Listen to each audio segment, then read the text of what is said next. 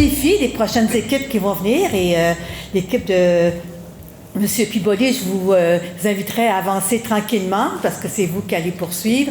Alors, leur défi, c'est comment concrétiser ces beaux concepts dans des activités pour les enseignants et pour les élèves. Alors, c'est dans ce sens que les formations, les ateliers ont été préparés pour rencontrer les formateurs qui sont des encadreurs pédagogiques de différents niveaux et qui vont nous permettre de voir quelles sont les façons de pouvoir intégrer le concept d'inclusion dans nos activités au quotidien. Alors, on va vous demander à chaque fois de réfléchir, parce que chacun y va selon une progression. On prend en considération que chaque domaine n'est pas rendu à progresser à la même vitesse.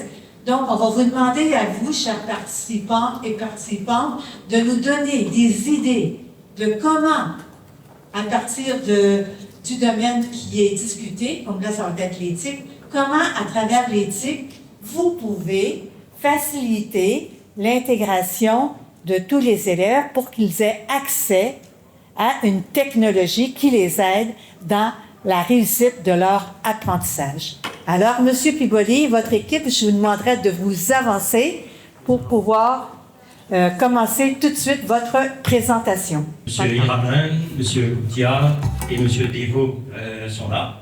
Ce sont les intervenants aussi. Je vais vous faire une petite présentation des ateliers pour l'éthique, mais avant tout, je voudrais saluer la mémoire de Kailash. C'était l'une des chevilles ouvrières pour les ateliers en ce qui me concerne pour l'éthique et qui nous a quittés un peu trop tôt. Donc il était là, il a tout le temps été au four et au moulin pour les ateliers en ce qui nous concerne. Donc les usages d'éthique, vous savez de quoi? Donc vous avez en haut les objectifs spécifiques. Donc on a fonctionné en termes d'objectifs, vous le comprendrez après quand on va parler du logiciel. Donc l'accompagnement des enseignants dans le développement des compétences de base pour renforcer les compétences numériques. Quelles sont les actions qui ont été prises? Je vais laisser la parole après à nos intervenants, mais je vous lance dedans directement. Donc, nous avons formé les chefs d'établissement du primaire et du secondaire.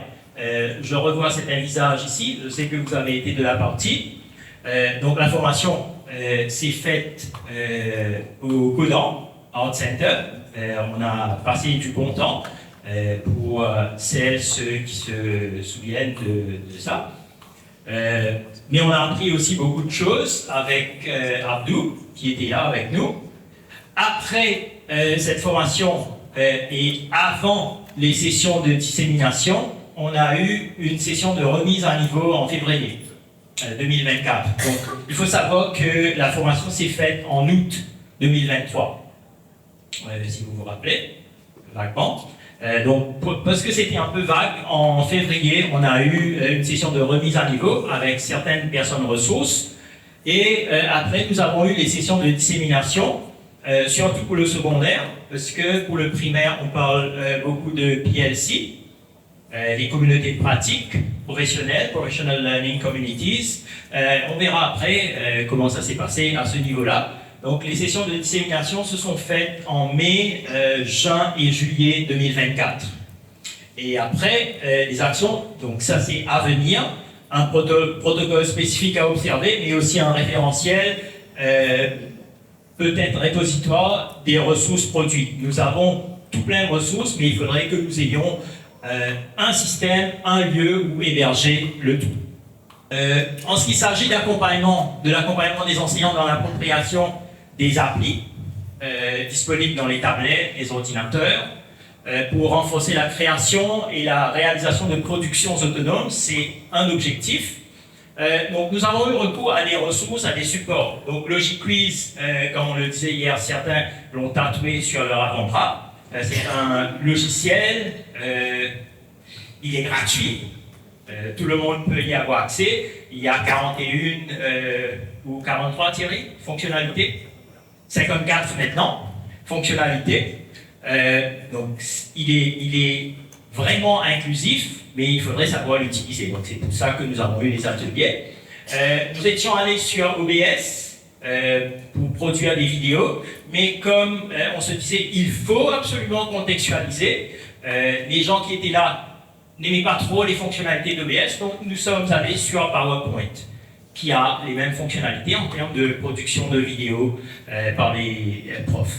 Et après, Scenery Chain, c'est aussi un logiciel, parce qu'il faut absolument, vous voyez, je procède par objectif, il faut absolument qu'on procède par objectif, on ne peut pas venir et se dire, je vais créer une ressource. Vous faire quoi? Il faudrait qu'on ait des objectifs. Qu'est-ce qu'on vise et quelle est la finalité? Je crois que Wesley va parler demain de l'évaluation. Il faut qu'on ait ça aussi en ligne de mire. Donc on va inclure tout le monde dans ce sens-là. Et Scenery Chain ne marchait pas parce qu'il était en français. Évidemment, je suis le seul à l'utiliser. Et on s'est dit, on va faire la planification de la leçon comme il convient à toutes les personnes qui sont là. Okay. Donc, on procède toujours en termes d'objectifs spécifiques. C'est du lesson planning, comme on l'appelle. Le troisième objectif, l'accompagnement des enseignants dans l'intégration des technologies, dans les activités de communication, qu'elles soient orales ou écrites, et quelle que soit la matière. Donc, nous sommes allés sur la scénarisation, SAMR, substitution, le A, augmentation, MER, modification et redéfinition. Donc vous voyez, j'ai souligné les M et R, c'est ça que nous visions. Modifier et redéfinir les activités. Justement pour qu'elles soient inclusives, pour que tout le monde ait accès et pour que, à partir des objectifs, on vise aussi une évaluation en aval. Donc, comme je l'ai dit, objectifs spécifiques et après production de ressources en termes des actions prises. Et finalement, les deux derniers objectifs, accompagner les enseignants dans la mise en place d'aides technologiques pour les élèves rencontrant des difficultés d'apprentissage, pas que, comme vous venez de le dire, et dans la gestion des activités intégrant les technologies dans un groupe hétérogène. Donc, quelle direction prendre? Inclure, oui, mais il faudrait qu'on intègre aussi tout ce qui se dit en termes d'inclusion. Généralement, vous l'avez souligné aussi, inclusion, on a toujours tendance à croire que ce sont des élèves autrement capables. Que non. Donc, les intelligences multiples, et on va plus loin, les littératies multiples et les numératies multiples. Numératies multiples, je laisse le soin à Shakil et à Sifa de développer cela. Les littératies, je m'en charge. Et on va poursuivre avec un autre aspect. Des questions jusqu'ici? Voilà, nous avons Thierry, Souraj et Païa. On va parler de Logic Quiz, séquençage, fonctionnalité et pistes d'utilisation inclusive. Donc le contexte, c'est important de souligner le contexte par rapport à la formation qui a démarré en août pour nous, pour le pôle technologie, août 2023. Dissémination exécutée dans les 4 zones d'enseignement secondaire. Je vais peut-être laisser la parole à Souraj pour en parler. Bonjour. Au niveau du secondaire, on a fait la dissémination en 4 zones. Zone 1, zone 2, zone 3, zone 4. Mais on s'est concentré essentiellement sur Logic-Quiz. Okay? Le software Logic-Quiz. L'idée, c'était que tous les profs ont ce software Logic-Quiz. Pour cette vue, on a fait un guide parce que le système Logic-Quiz est gratuit et tout le monde peut l'avoir. On a fait un guide et on a partagé à tous les profs.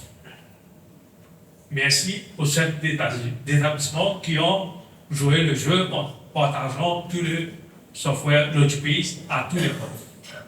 Ainsi, les profs auront la chance d'avoir le système de Logic-Quiz, de se servir de Logic-Quiz.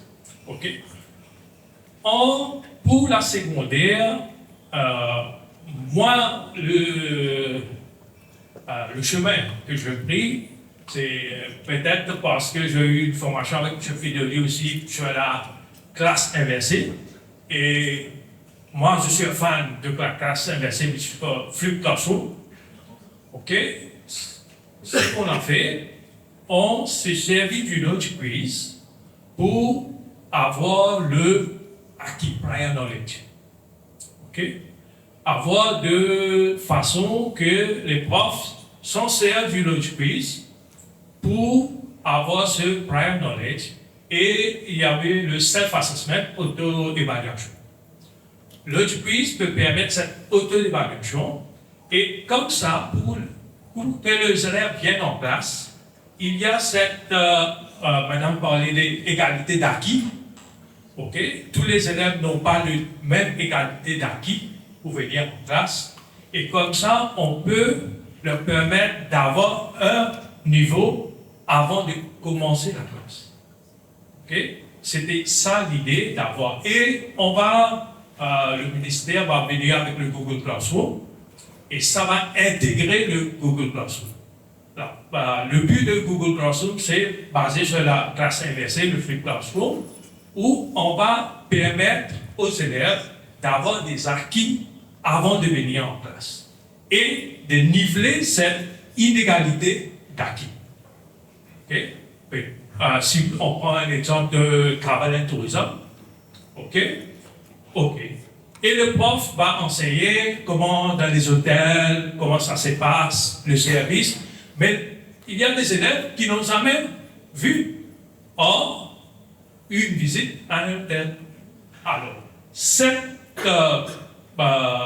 logiciel va permettre aux élèves d'avoir cet acquis avant de venir en classe et d'avoir cette test, diagnosis testing avant de venir en classe.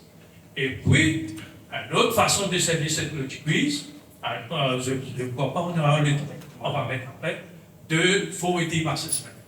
Okay? D'abord, des évaluations formatives. Et puis, on a développé un assessment. Les ressources qu'on a servies.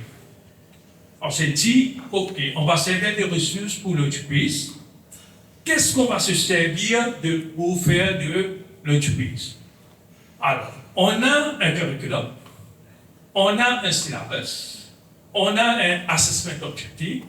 On s'est dit, pourquoi pas se servir de la livre de la MAI. Si vous venez, vous regardez la livre de la MAI, tous les exercices qu'ils ont mis, end of exercise, on peut faire tous ces exercices avec le quiz. On va prendre le modèle SAMR. Robin dit qu'il faut aller à MR, mais au niveau secondaire, je crois on peut commencer par SA. Alors, les activités qui sont dans les livres de la MI, on peut les transférer en logic quiz, substitution. Et puis, augmenter parce que ça se corrige automatiquement. Et l'enfant a l'idée de s'activer. OK? C'est ça qu'on a fait. On va voir les activités plus tard. OK? Et puis, on va voir les activités. Comment on a fait? Okay. Merci. Merci, Souraj. Oui, donc en parlant de mise en place dans certaines écoles primaires, je laisse la parole à M. Goudia, mais on aura aussi une présentation de M. Devo juste après, qui va vous montrer comment les activités ont été développées avec les fonctionnalités de Logicquiz. Bonjour à tous, et moi je vais parler de la mise en place dans certaines écoles primaires, mais j'ai longuement parlé du secondaire. Donc, arrivé dans notre école, et après la formation en août, donc nous sommes partis à l'école pour proposer le projet à tous les enseignants. Donc, certains enseignants, et donc ils ont accepté, ils ont essayé, ils ont comme si mis en pratique le projet. Et comme monsieur a dit, donc ce n'est que dans certaines écoles primaires, pas toutes les écoles primaires. Donc c'est un peu différent du secondaire.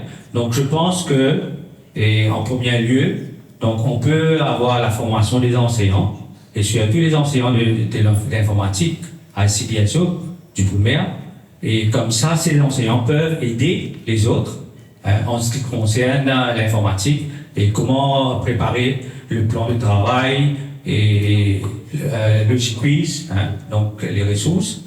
Et aussi, on a le PLC, comme je l'ai mentionné tout à l'heure, on a le PLC. Et donc, le PLC pour les chefs d'établissement, donc disséminer le projet avec les chefs d'établissement. Ensuite, on a le PLC pour les enseignants. Donc, et là aussi, on peut, comme si, disséminer le projet, les informations, surtout le quiz qui est gratuit. Donc, on peut, comme si, vulgariser, accessible à tout le monde. Donc, vulgariser, et donc, et on a aussi les tablettes qu'on utilise à l'école. Donc, on peut modifier, inclure le quiz, ou bien les ressources. Et comme ça, préparer des ressources, des supports pédagogiques interactifs, donc qui sont fonctionnels et visuellement riches. Ok, merci. On passe au volet expérimentation. Donc, on aura le cas de Saint-François-Xavier, qui sera illustré par Thierry dans quelques minutes, où les profs, les chefs d'établissement se sont appropriés le LogiQuiz et n'ont pas attendu de feu vert pour mettre en place. Donc après, en termes d'expérimentation, les chefs d'établissement ont été formés et il vous revient, à vous, chefs d'établissement, que je vois un peu partout, de faire la formation en cascade. C'est-à-dire, il faut que ça fasse effet boule de neige, que vous avez été formé, il ne faut pas attendre que quelqu'un vous dise « oui, il faut que tu formes », vous formez, et les autres vont former, et ça va bouger comme ça. Un peu comme la Covid, quoi. Une remise à niveau avant la dissémination a été importante. Vous étiez là pour la remise à niveau. Si vous avez besoin de remise à niveau, n'ayez pas peur de contacter le ministère qui contactera le MIE et on se fera un plaisir de refaire la remise à niveau. Je parle pour tous les pôles, je m'engage à ce niveau-là, mais c'est Vel et le directeur qui doivent prendre la décision. On s'est rendu compte aussi dans l'expérimentation qu'un suivi est nécessaire. Ça, je le mets, je sais qu'il y a Jérôme n'est pas là, qu'il y a une autre phase et je pense que c'est important. Monsieur Goudia a parlé de monitoring, etc. Moi, je parle plus de suivi. Je pense que c'est nécessaire pour la survie du projet. Donc, en termes de bilan, oui, il y a un bilan que moi, j'estime être intéressant. Les enseignants se sont appropriés, vous allez le voir avec ce que Thierry vous proposera. LogiQuiz est utilisé, je l'utilise dans mes cours, je pense que, parce que de par son accessibilité, il ne coûte rien. On peut l'utiliser en online ou offline. Donc, je pense que c'est gagné à ce niveau-là. Maintenant, il faut aussi assurer un protocole national pour un référentiel, un repository comme on l'appelle, des ressources produites au primaire et au secondaire. Je me trouve dans la direction de Maya, Madame Soumaran. Je le redis à chaque fois qu'on se rencontre. Je pense qu'il est nécessaire qu'on ait cela et qu'après, c'est pas juste des ressources. Il faut que les ressources soient accompagnées de fiches et qu'on a justement tout ça. On n'a pas besoin d'aller réfléchir à qu'est-ce qu'on va faire. On peut le voir, le contextualiser et utiliser dans la classe. Donc, c'est aussi facile que ça. Donc ainsi, il faudrait une canalisation des ressources produites. C'est un gros travail, ça ne se fait pas du jour au lendemain, et il faudrait qu'on aille dans cette direction-là. Donc en termes de recommandations, il n'y en aura pas là maintenant, parce qu'on aura la session plénière, et je vais demander à ce que vous participiez. J'ai toujours le temps. Vous participiez et on va noter ce que vous dites, parce que l'idée de la session est que vous veniez avec des idées. Des questions jusqu'ici ? Non? Ça va? Je vous saoule? Donc, je vais laisser la parole à Thierry, qui n'attend que ça depuis le matin. Alors, pour démontrer l'utilisation du logiciel, LogiQuiz dans la création d'activités, j'ai choisi une leçon d'anglais de grade 1 quand de nombreux élèves ont des difficultés à lire.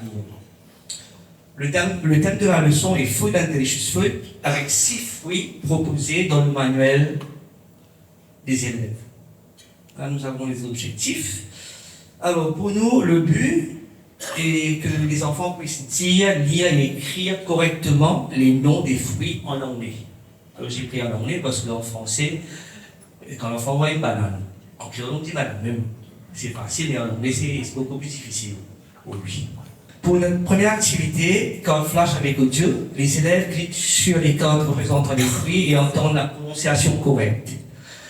Ils peuvent répéter le mot autant de fois que nécessaire pour s'entraîner à bien le dire. Alors, cette approche permet un apprentissage autonome et interactif avec un retour immédiat. Cela renforce la prononciation correcte. Alors, pour la deuxième activité, jeu de mémoire, l'élève clique successivement sur 2 cartes. L'une révèle l'image d'un fruit avec le son correspondant et l'autre affiche le nom écrit accompagné du son. Il doit associer correctement l'image et le mot pour gagner.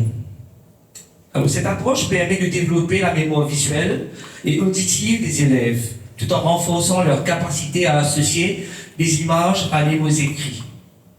Elle favorise également un apprentissage interactif en fournissant un retour immédiat et cela aide à consolider la reconnaissance des fruits et des mots correspondants.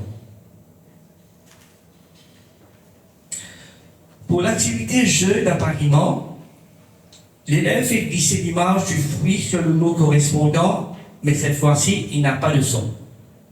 Cela permet aux élèves de développer leur autonomie et de renforcer leur capacité à reconnaître et associer des images et des mots sans l'aide auditive. Ils deviennent ainsi plus indépendants dans les apprentissages du langage et améliorent leur lecture visuelle.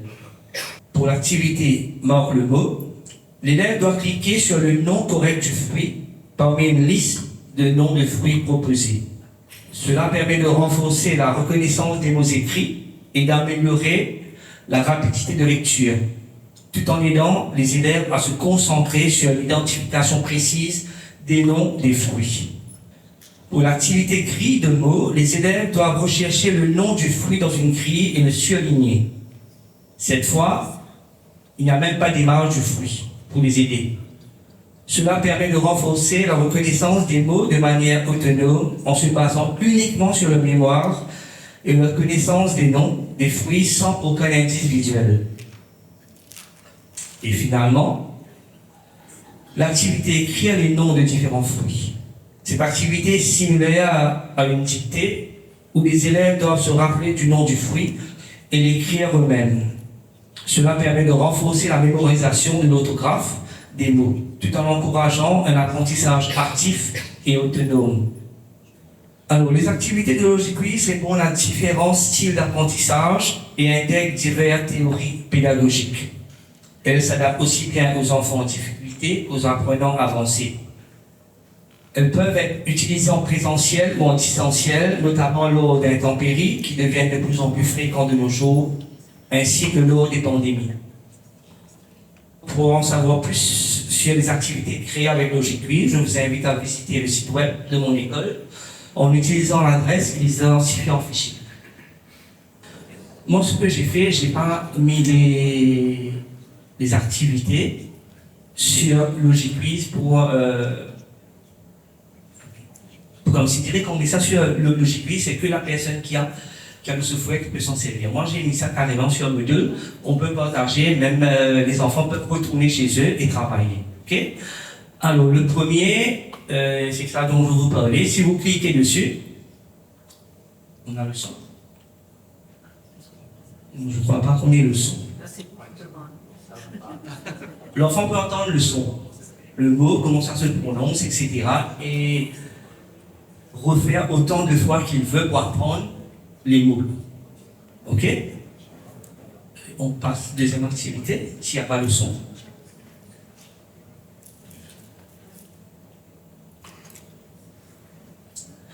Alors ici, l'enfant va cliquer sur les codes et il aura l'image, le mot et le son avec. Et parfois, l'image et le son. Le son m'a aidé dans les deux cas, comme je dirais, pour que l'enfant puisse s'approprier de ces mots-là. Ok? Dommage, on n'a pas le son. Allez, on passe troisième. Il s'amuse. Ouais. Il s'amuse. Allez. Ici, on va glisser les images sur les mots. Ok? Et on n'a pas le son. Comme ça, l'enfant va acquérir un petit peu. C'est plus difficile, mais l'enfant va acquérir les noms, etc. Il n'y a pas l'indice auditif. Ok? Ici, c'est la même chose. Ici, on a le fruit et les noms au bas. L'enfant va lire tous les mots et choisir la bonne. Vous voyez, quand on a cliqué sur les Apple, check, voilà, c'est bon. Il a c'est immédiat. Okay. Feedback immédiat. Encore 2 minutes. Ici, on va surligner, on va chercher, l'enfant va chercher sans l'aide d'image le nom des fruits. Il a les noms juste à côté. Ok, il va chercher.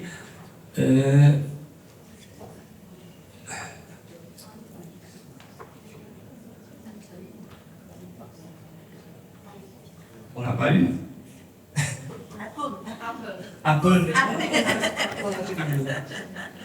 Raison de plus pour aller sur le site. Mais sur les sites, il y a beaucoup plus. Il y a des trucs pour les examens de PESAC, pour que les enfants puissent pratiquer.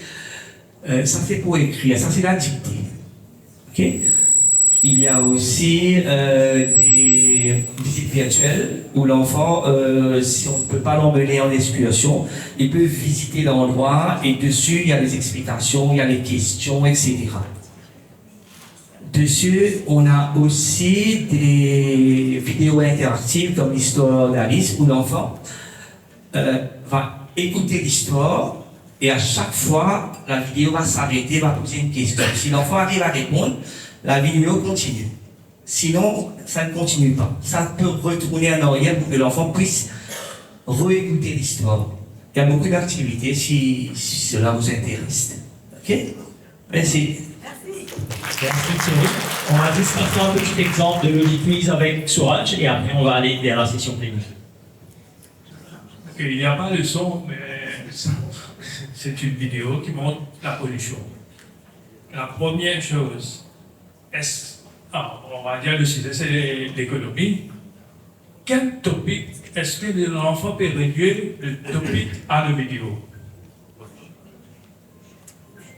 Alors, cette vidéo, on va l'envoyer à l'enfant avant de venir en classe. Okay?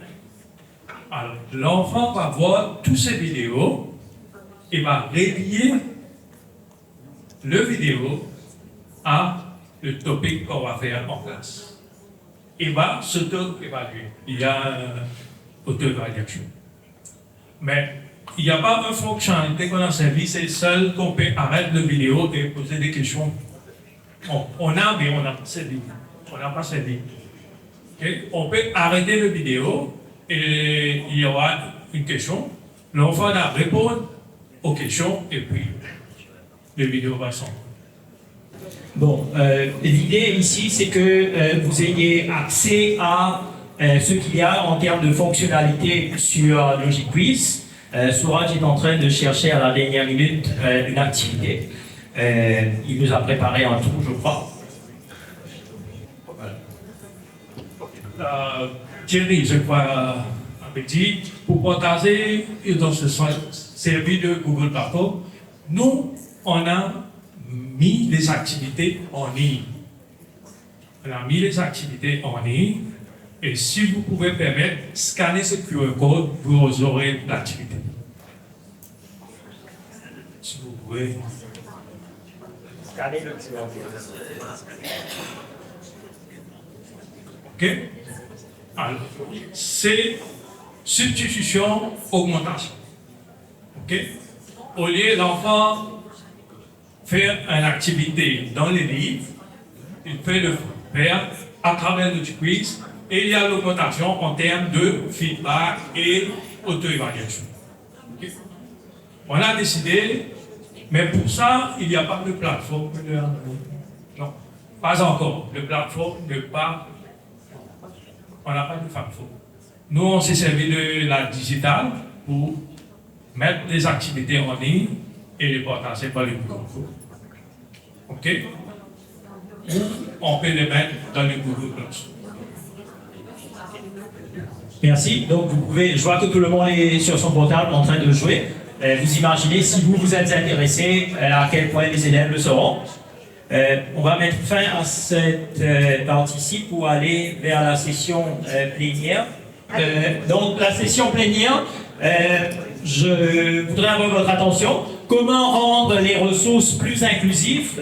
Vous avez eu 45 minutes sur l'inclusion. Donc, vous savez maintenant ce que c'est si vous ne saviez pas. Donc, on va aller dans le sens des questions, une à une. Comment est-ce que nous pouvons amener les enseignants à utiliser les tablettes numériques dans des activités de modification et de redéfinition des TIC? Je sais, Souraj nous a parlé de substitution et augmentation, mais nous voulons vraiment aller dans la modification et la redéfinition. Comment est-ce que vous pensez que vous pouvez amener les enseignants dans cette direction? Merci.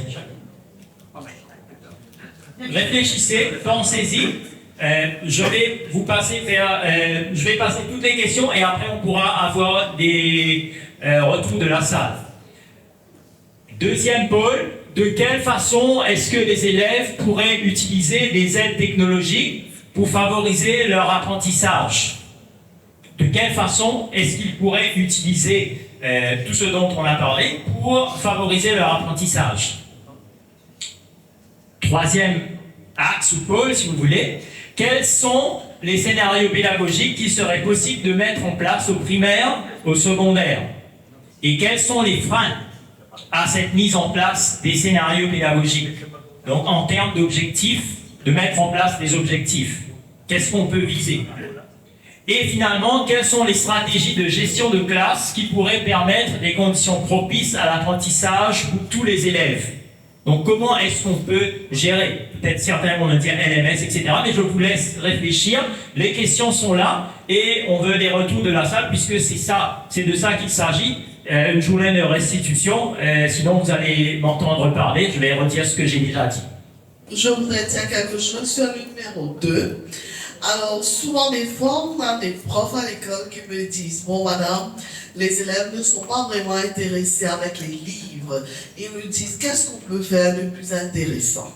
Alors, surtout pour les classes de l'anglais et le français, je dis « Pourquoi pas leur demander de prendre des portables et utiliser pour savoir plus sur les mots qu'il vous faut pour les compréhensions. » C'est aussi simple que ça.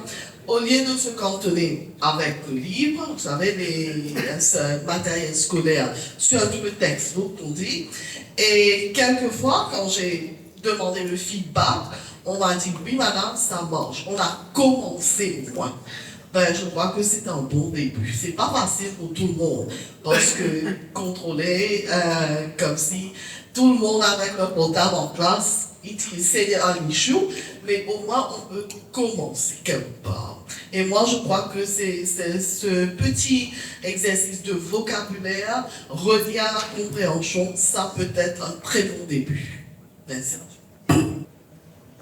Justement par rapport à la première question, comment amener les enseignants à utiliser les tablettes numériques dans des activités de modification et de redéfinition des TIC? Eh bien, à l'école primaire, dans toutes les écoles, on a des tablettes pour chaque élève. Et donc, on a des programmes déjà installés. Donc, on peut installer le logiciel de quiz, comme c'est monsieur tout à l'heure, on préparait des supports pédagogiques. donc des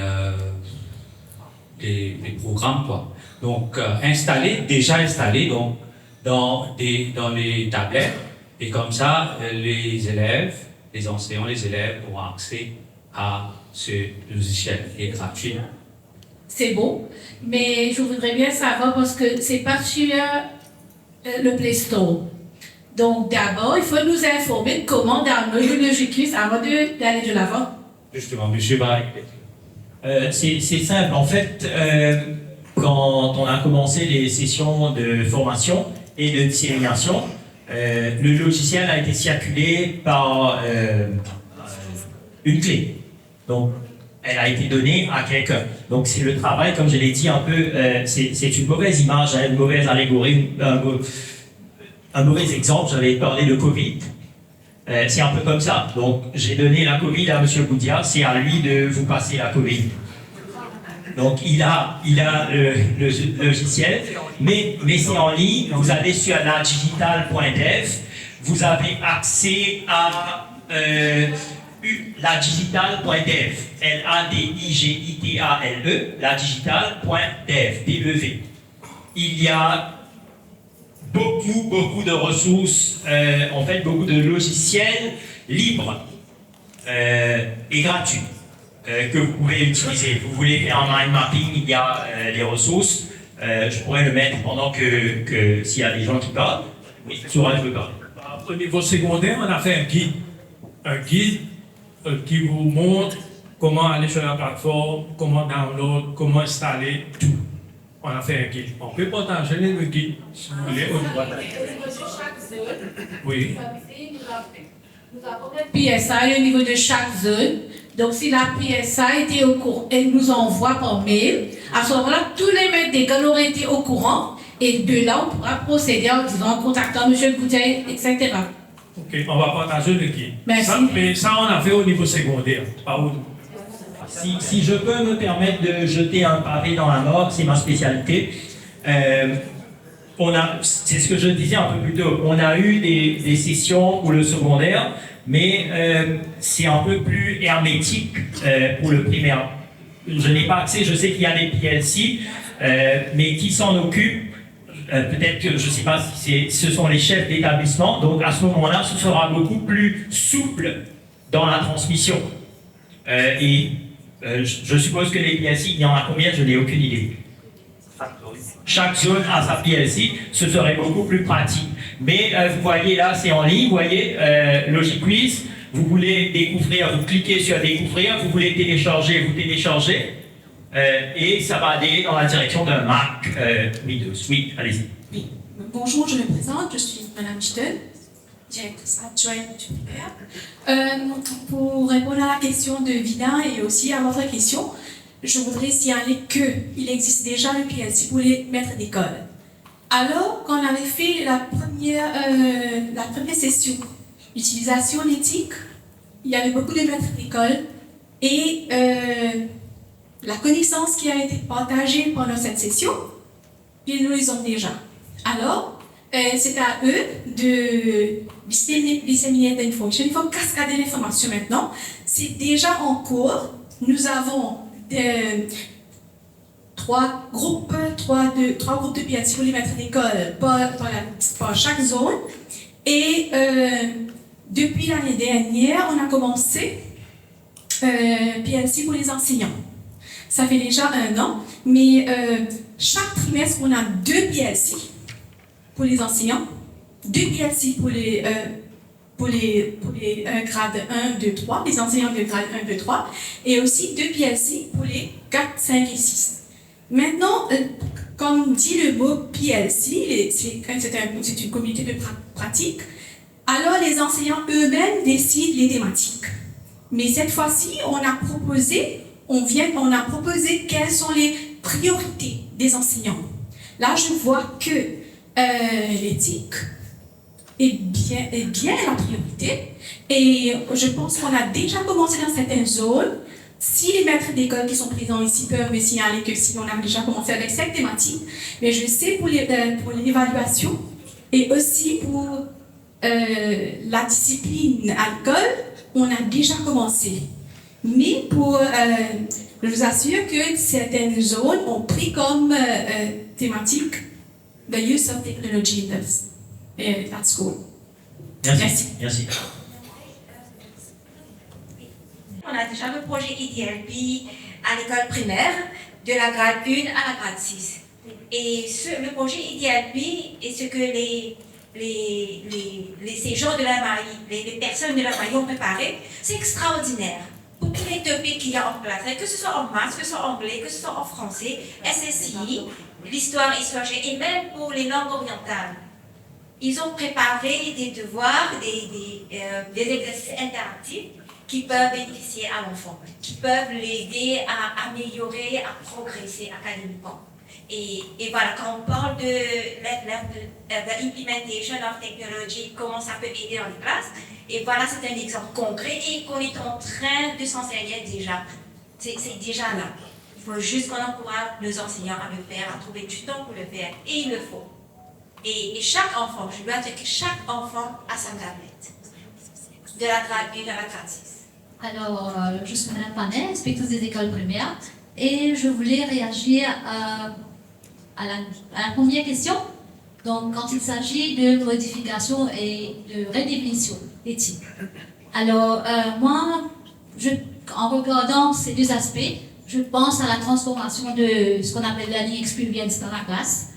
Et je suis en train de penser à une situation où un enseignant est en train de faire une expérience scientifique, à nous dire, grâce à la tablette qui comprend une caméra, on peut enregistrer cette expérience pour le revisionner plus tard, quand peut-être ce ne sera pas vraiment, on n'aura pas le temps de re-amener l'expérience en classe, on n'aura plus les ressources en classe.